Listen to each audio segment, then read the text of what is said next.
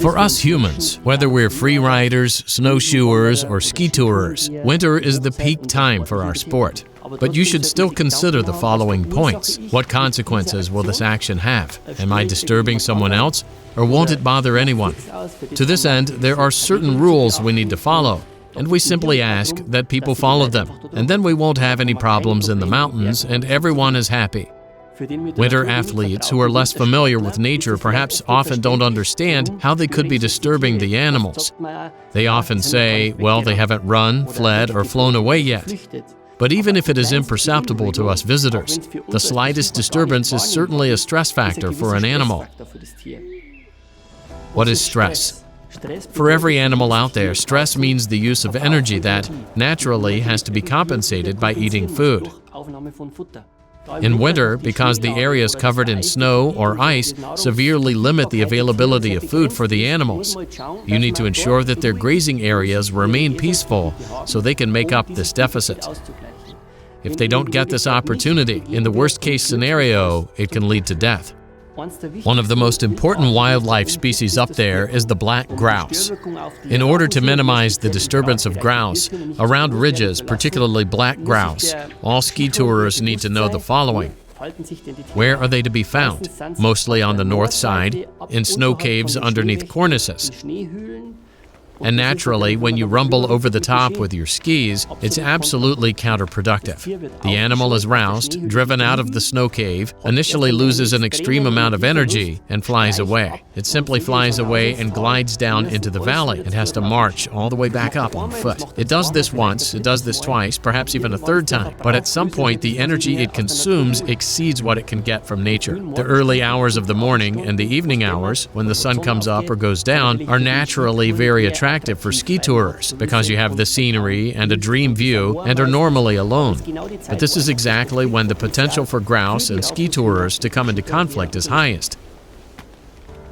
There are, of course, a variety of other types of wildlife, including hoofed species such as red deer, roe deer, chamois, and ibex. If the red deer is driven from its feeding areas in winter, then they retreat to quieter areas where the vegetation then incurs damage, because each red deer needs around 5 kilos of food every day, and they have no choice but to source it from this new area.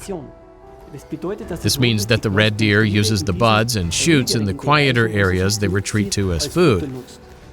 And this influencing factor can again lead to conflict. Of course, you could ask yourself, why should I feed red deer? After all, they're wild animals. The answer is actually very simple. In the past, herds of red deer moved to the lowlands, floodplains, the ISAR floodplains and such. But now that is no longer possible because humans have blocked off these areas or this retreat for the winter. The habitat of the chamois and the ibex is often above the tree line, where the food supply is extremely low. And of course, they have to make sure to economize on what is available. The chamois and ibex reduce their metabolism in the winter so that they can cope naturally with the meager food supply up in the mountains. The disruption of a ski tourer or snowshoer can, of course, have dramatic consequences for the animal.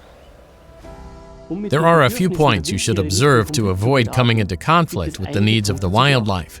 Tip number 1, respect conservation zones. Here it is important that you should inquire about the terrain, which quiet zones, wildlife sanctuaries, nature reserves there are in this area, which you can then, of course, include directly in your tour plan. Number 2, stay on signposted routes.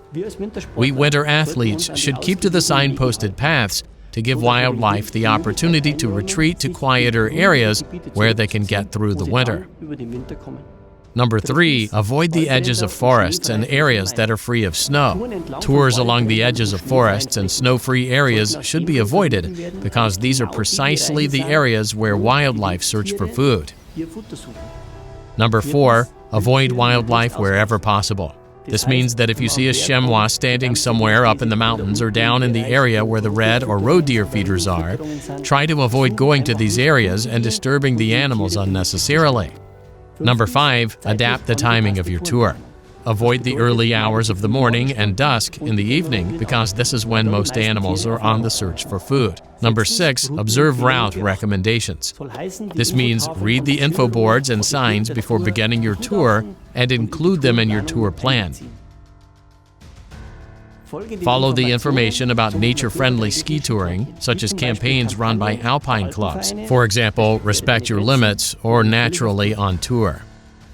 For our wild animals, winter is a difficult battle for survival. That's why we ski tourers and snowshoers should take these animals into consideration and adapt our activities to their needs, so that they aren't in danger of using up more energy than they have available.